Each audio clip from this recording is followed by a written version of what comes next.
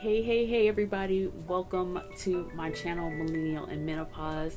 If it's your first time visiting, go ahead and subscribe. Don't forget to click the notification bell to know when I post a new video. If you are returning, thank you so much for coming back and for all of your support. Now, I had this actually lined up for me to talk about, but it wasn't for this month because of everything that's going on around the world with protesting. I really find it very necessary for the conversation to be had. To those of you who are my white viewers, please understand that this is a time to educate yourself about the racial inequalities of blacks and even other minorities as well. But there is a very big gap but when it comes to healthcare. And so because I discuss everything regarding women's health, I find it fitting for me to start the conversation about the gap in the healthcare. Some of you have heard my story about my journey with endometriosis. If you have not, I do encourage you to go back and watch some of my videos. You can also watch some of I think I have 2 videos regarding black women and endometriosis. And this will be just one of the many topics or the many videos that I'll probably have about this.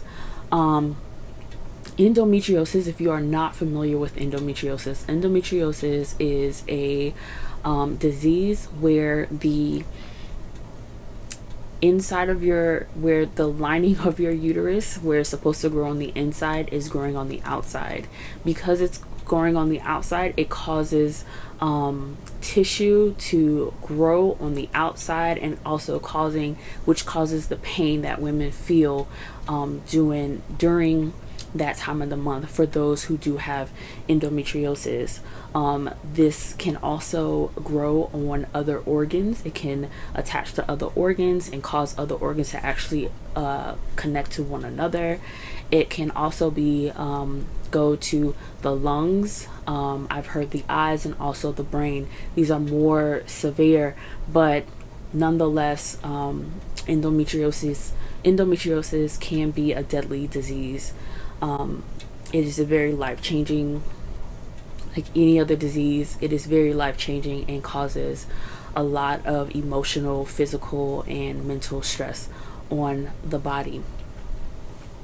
So, so endo. I want to talk really about the healthcare system and healthcare that pertaining to black women.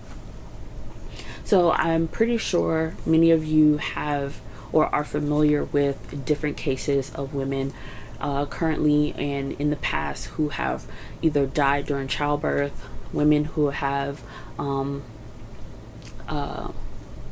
had multiple miscarriages, and a lot miscarriages are higher in black women, as well as infant deaths during childbirth as well. And so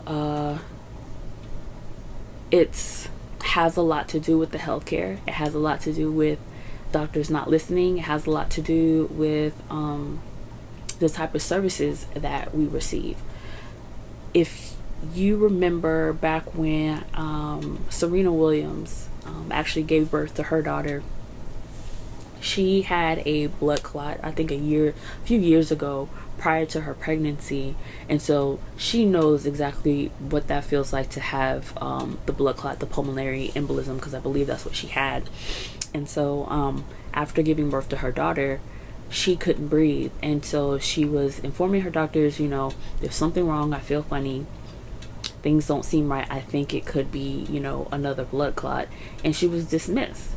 And she advocated for herself, forced the doctors to perform an ultrasound or testing on her, probably MRI or something like that, and it was discovered that she had a blood clot. And so that is just like one instance of that's just one instance of many women who have had issues with speaking up in the doctor's office and not being heard in this sense. So I did a little bit of research. The research came from the American Journal of Gynecology. I was only able to read so much of this article because I do not have access to it. You have to actually pay for it. I'm not a student in the medical field or anything like that. So I had to just use what I could. So I grabbed what I could, the information that I could. So this statement that I grabbed from this article says that Black women are only about half as likely to be diagnosed with endometriosis compared to white women. So they did a whole research around, I think it was like 270 women, white and Black, for the purposes of that article. And it was determined that Black women were less likely to get diagnosed with endometriosis. This is not due to that they didn't have endo or anything like that. Is they had endo, but they were less likely to get diagnosed with endometriosis it took them a longer period of time than it did the women who were white. Endometriosis can overlap with other conditions that Black people are more likely to have, such as pelvic inflammatory disease and uterine fibroids. So the thing about endometriosis is it cannot be diagnosed or even detected by a pap smear. So I have had multiple pap smears and all of them have come back normal and nothing has ever been found. But you cannot find or determine endometriosis by a pap smear. Same thing with PCOS or uterine fibroids. So you cannot determine these diseases by having a pap smear. You have to have further testing to do so. I do remember a few times, I'll say my first time going to the gynecologist, I was 21 and I had a pap smear. And my pap smear came back normal. And when I got the test results, but then I came back for another appointment and I informed, they had gave me birth control pills. The gyno gave me birth control pills. And he said, just see how this will work for you. Okay, no problem. They really didn't work for me. Now, I can't say that about everyone, but, they just didn't work for me. I went back and he said, well, your pap smear seems normal. I don't know what else to do other than trying to do an ultrasound and running some more tests to see what could be wrong. And so that year, I'm going to say it took quite some time. I had a lot of tests ran and nothing came back. You couldn't see anything, and because once again endo is tissue. So happened though, they ended up finding a mass on my right ovary, which ended up being a cyst. It was a golf ball size cyst on my right ovary, and that was my diagnosis. That first surgery was when I was diagnosed with endometriosis. Had I not been persistent with informing him that I was in pain still, I'm not sure that I would have gotten treated in the proper way. I'm just not sure of that. But thank God that I was. So doctors are likely to dismiss your pain, and also having less access to medical treatments due to the lack of insurance. So many women in the endo community will tell you time and time again, this is all women, will tell you that you will get dismissed, if not 90% of the time, more than that, less than that, I don't know, but definitely you will get dismissed of your pain time and time again. And when that happens, that causes you, it's really mental distress. For Black women, I believe that getting dismissed is higher than what maybe our white counterparts will experience. I say this because, so the first thing could be depending on the doctor, okay? Unfortunately, in our communities, we are less likely to, one, even go to the doctor. We're a lot less likely to have a physician in our communities that are not over, I'm not going to say not good, because I don't want to put everybody in a box, but may not have certain experience, may not even have just the capacity to handle everyone. And an example is I had a primary care doctor a few years back, and first time going in, I had to wait a very long time. It seemed like everybody and their grandma was at this doctor's office, and I figured, I was like, wow, I think this is like the community doctor's office. It was actually a branch from the hospital, from our local hospital as well. So that was that branch. And so I sat there, waited, went in to see the doctor, did all my paperwork, of course, and I met with the doctor. This was not a gyno, this was actually a primary care, but this can be the same as, okay? So I went in and met with the doctor, discussed some things, and addressed some of my concerns. At the time, I really was concerned about and wanted to find out more information about hormone replacement therapy. Yes, this could be something that my gyno could discuss with me, but I wanted a separate opinion because I really, he's a male, and I just kind of really wanted to get other perspectives from doctors. This doctor was Black as well. She was a Black woman, and so I, asked her questions about what she thought about hormone replacement therapy, what exactly was hormone replacement therapy, what that can do to my body, and things like that. Our conversation was literally 2 seconds because her response was, well, it's up to you. It's either if you want to take it, you could take it, and if you don't want to take it, you can take it. That is just kind of a light experience of what other people may experience. But situations like that where you're rushed in conversation, and I'm not saying that this can't happen in a more affluent area. I can't say that it's not that, but I'm just telling you what's happening. And so it's more likely than none that within our communities we are often rushed and dismissed. It's like, well, that's supposed to happen, or you're getting older. When it comes to our grandmothers and grandfathers, you're getting older, you just have to accept it. You can take this pain medication if they give it to you. Take this pain medication and you'll be fine. There's maybe I don't want to take pain medication. Maybe I don't, maybe I want to go a more holistic route. Are there anything else, any other things other than synthetic drugs that I can take? And you don't have time to answer these questions because they're like, okay, next patient, let's go. So you're rushed and you don't feel heard. So what happens when you don't feel heard?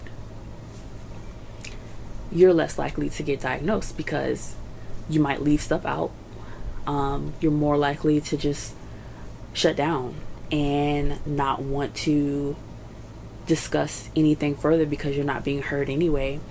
Also, you're more than likely not to go back to the doctor.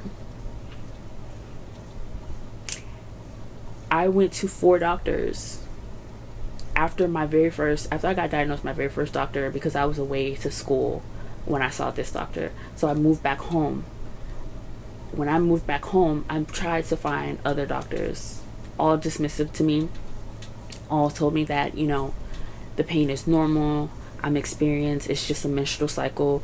You can take over-the-counter meds. Here, I'll prescribe you with 800 milligrams of Motrin. You'll be fine. Take these birth control pills. That's it, you know. And this was just with a pap smear. No other testing, nothing. So it wasn't until I found a specialist. My specialist is not in my community area. I have to drive a good 30 minutes to my doctor. He has another office. The hospital that he works at is about 45 minutes away from my house.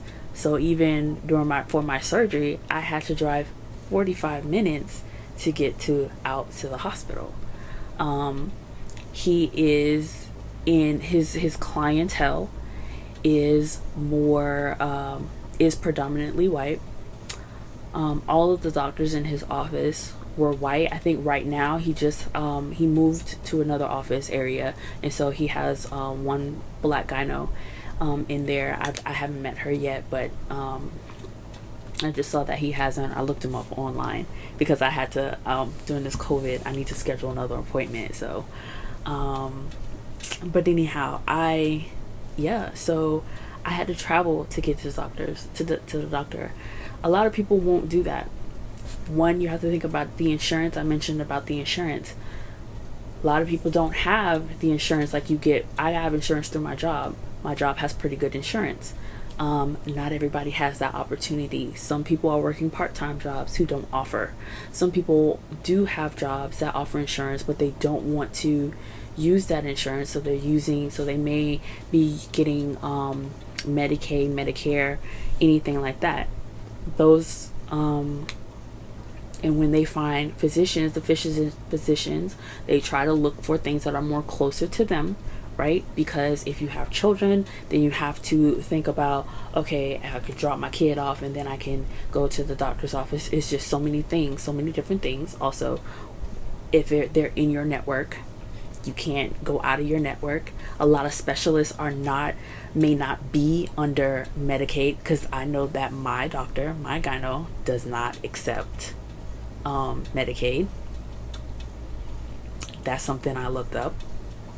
He doesn't accept it. He's a specialist. If there's a person, if you are a woman right now watching this, and I just gave you a description of what endometriosis is, and you might think to yourself, oh my gosh, I could have endo. You don't have, one of the major brand, health insurances, and you may have Medicaid. When you're looking for a specialist, you may be like, okay, I need to find a specialist. You look up these specialists, and these specialists don't carry your insurance. What then happens? You get discouraged. You may go to the clinic, or you may go to whatever your primary care or the provider that you may have who takes your insurance. You could probably bring this information up to them and say, hey, I was doing some research. I'm having some really bad cramping, this, that. And I really think, or is there any way that you can test any type of exam that you can do to check to see if I have endometriosis or fibroids or cysts or anything? And what if that physician says, oh, you shouldn't really pay attention to Google. I really don't think you should really, pay attention to Google. So I think you're fine. How are you feeling? Is it just the cramping?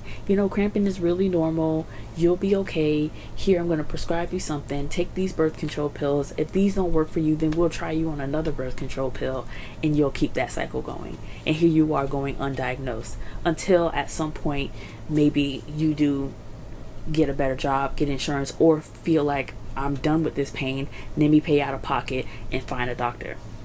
These are the things that are happening in our communities. This is what's happening. This is how things are getting misdiagnosed, and this is how women are. This is how women are managing and feeling as though, well, I'm not being heard. I just got to deal with this pain, and because I'm a strong black woman. And here we go again. and the cycle continues. And then mentally, what is that doing to us? So I looked at found another article on Oprah magazine, but what I was reading was very it stood out to me. 48% of Black Americans live in neighborhoods, just like I mentioned, live in neighborhoods that are primarily Black, and the key driver to health inequities. Black neighborhoods are 67% more likely to lack local primary care physician. Less than 6% of practicing U.S. board physicians are Black Americans. So we don't have that many doctors practicing, and this was a 2018 article. So we don't have too many physicians that are practicing who are Black. And a lot of them may not be in your communities. I know it was hard for me to find a primary care doctor that was Black. I really wanted, I wanted a Black woman. No shade, but I was going through some things that I needed the perspective. It's like when you see someone like you know, on television, you know, like they say on television, representation matters. It matters too in healthcare. We have to be real with things. It matters because she may understand exactly what I'm talking about when I say, when I'm talking about my family history. You know, this isn't to say that another doctor is not educated, a white doctor is not educated about that, but I don't want to get dismissed. But then again, sometimes you might get dismissed by the Black doctor because they're overwhelmed with the amount of patients that are coming in. It's like, where do you go? Where do you fit in? What happens? What is happening now? You know, what's happening? And then you find, because my current primary care, you find a lot of primary care doctors who may go out to, if they've served in their communities, they may have served in their communities and might be oversaturated. So they go out there, out in other areas where they're serving more white communities, and you have to go find them. So you're traveling that far length. It's like, what's happening? I don't mind going to a white doctor. I don't mind going to a white doctor. I don't mind going to a male doctor or a female doctor.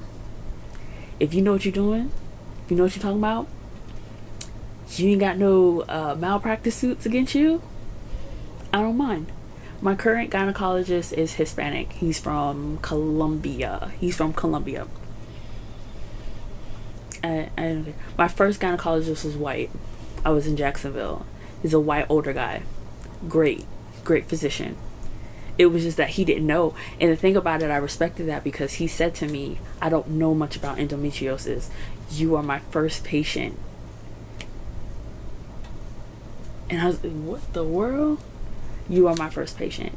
But we don't have a lot. There's still not a lot of doctors who will give you that type of bedside manner to tell you that they aren't capable of helping you and working with you. They'll more than so try to soak up your money and have you taken any and everything under the sun, moon, stars, and skies, and still don't diagnose you with anything. And the thing about it is, having a late diagnosis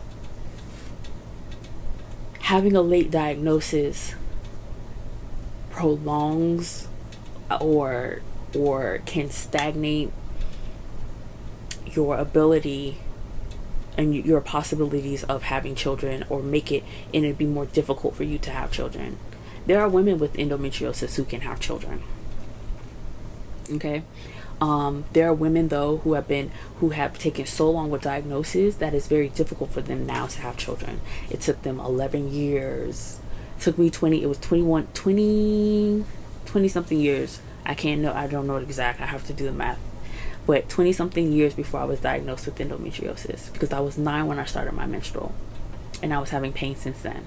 in severe pain. Not like the cramping, like, oh, I'm on my period, let me take my Pamprin or Midol. No, it was like shut down, throwing up, curled up in a ball, had to stay home from school 2 times out of the month, every single time. So when you have late diagnosis, these are things that can affect that effect. For me, because I was dismissed 4 times by 4 physicians, I didn't go to the gyno for 7 years. And I will say, because I didn't go to the gyno for 7 years, my endo ravished my body because I had no surgery, no treatments, no nothing. Years I went without going to the doctor. In those 7 years, things could have been totally different, but they weren't. And I know because it was such a long time. My doctor didn't have to tell me. It doesn't take a rocket scientist to figure, listen, you spent 7 years without going. This is what happened to your body. This is not to say that other women who were diagnosed ahead of time didn't have it, but it's crazy. That's a big gap. Yes, these were white doctors that I went to. One was a woman. 3 women. Yeah, the other 3 women.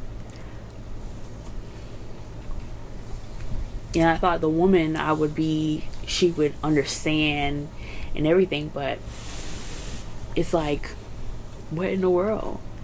So when it comes to the healthcare system, when it comes to our health, Black women and our health, there's so many things that we need to start talking about and considering, and just being very upfront and being very intentional about our health and about our well-being, the well-being of our family, well-being of our children, of other women in our family as well. And so that is one, we have to start a conversation of what's happening in our bodies. We can't be silent anymore. We can't hold things in because you don't want to tell what's happening in your body. Yeah, we'll talk about having high blood pressure. We'll talk about, maybe breast cancer might be something, but we don't talk about other things that's going on. And that can be mentally as well. Because understand, whatever's happening in our bodies, when it happens to our bodies, when we are not feeling okay, we are not feeling okay.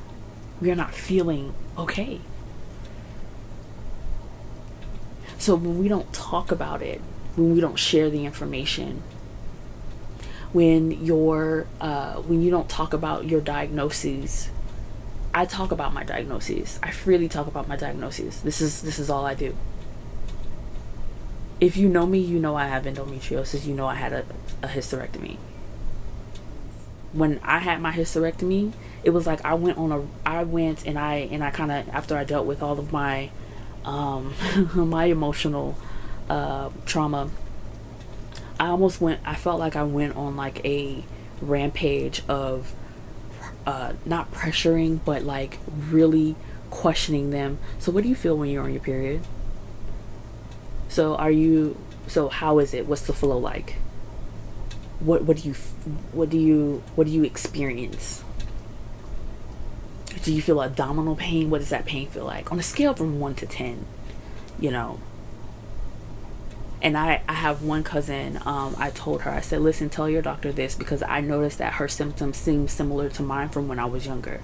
And I said to her, this is what you need to talk to your doctor about. You need to let them know that you have a cousin, first cousin at that, who has endometriosis. And you need to talk to them about that.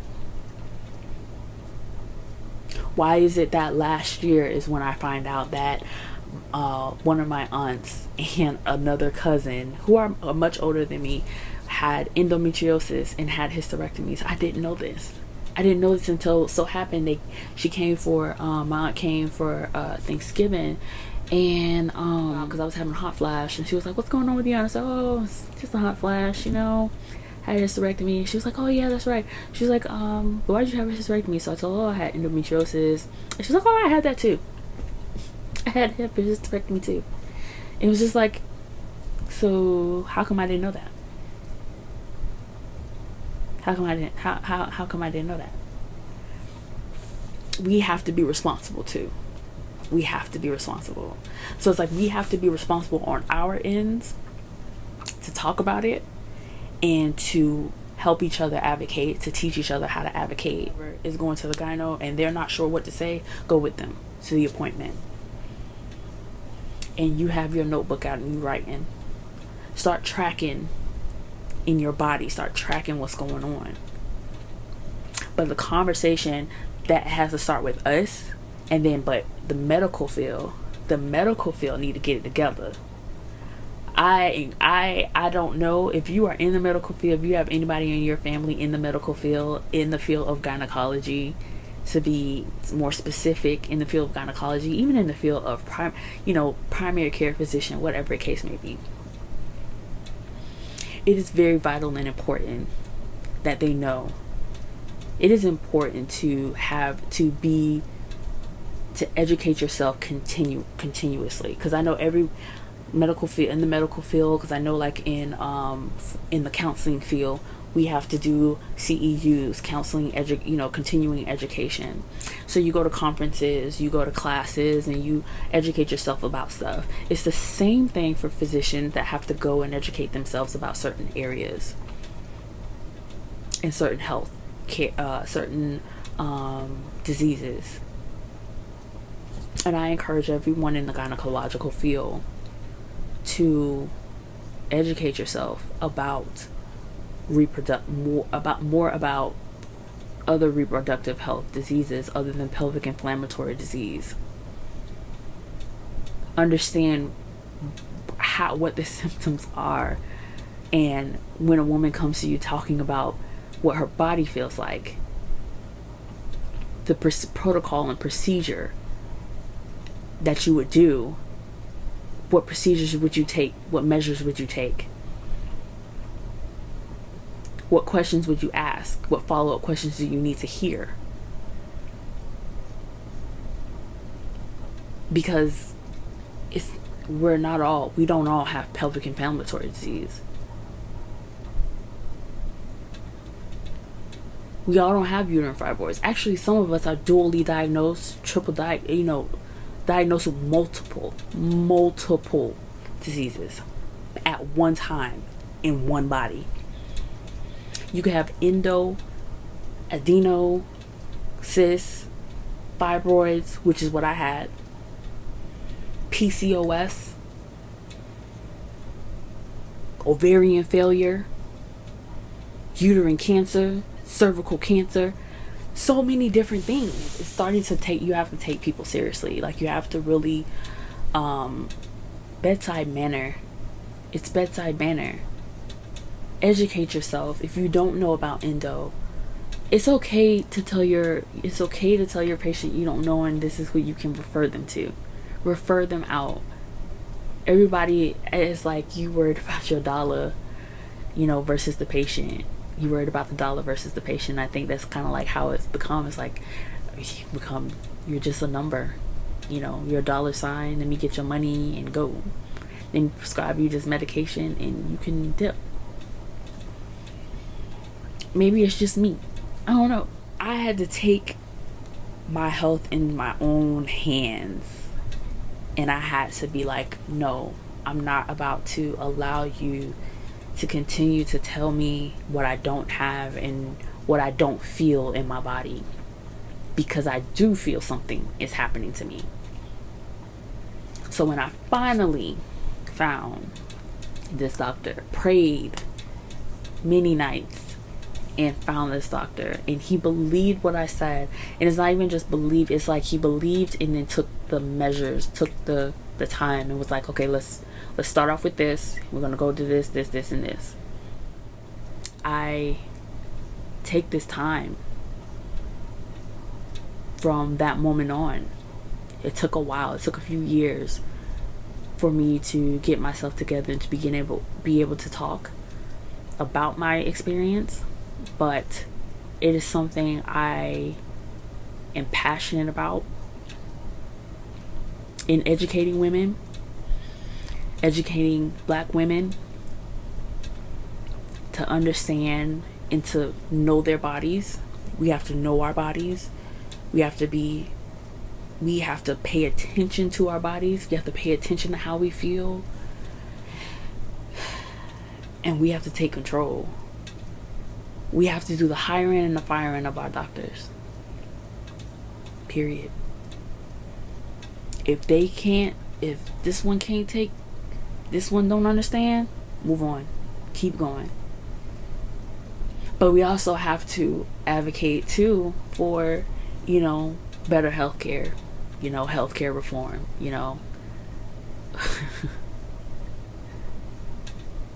It's crazy. It's crazy.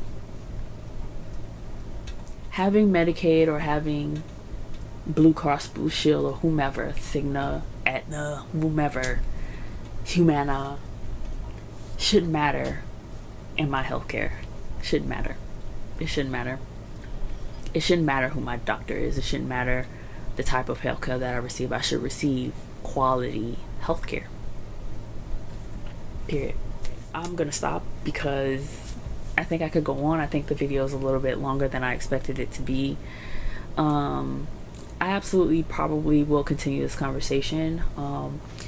Drop some comments in the comment section. Tell me what you think. Who knows, depending on your comments, I'll probably continue on with this conversation. There's a lot going on in the world, and I pray that everybody stay safe. I pray that everybody educates yourself as well. If you're not sure what's happening in the world, or understanding what the passion is behind this movement, the protests, I encourage you to educate yourself about it. Okay, that's it. Go ahead and follow me on my Instagram at Millennial in Menopause for more information about me and different posts. Also, head over to my website, millennialandmenopause.com. Just because of this video, I have an ebook called Your Period, and I want you to purchase that ebook. I have some things that I talked about today, but definitely information on how you can pay attention to your body, understanding your body. It also is a period tracker, and also helps you to understand how to hire and fire your doctor.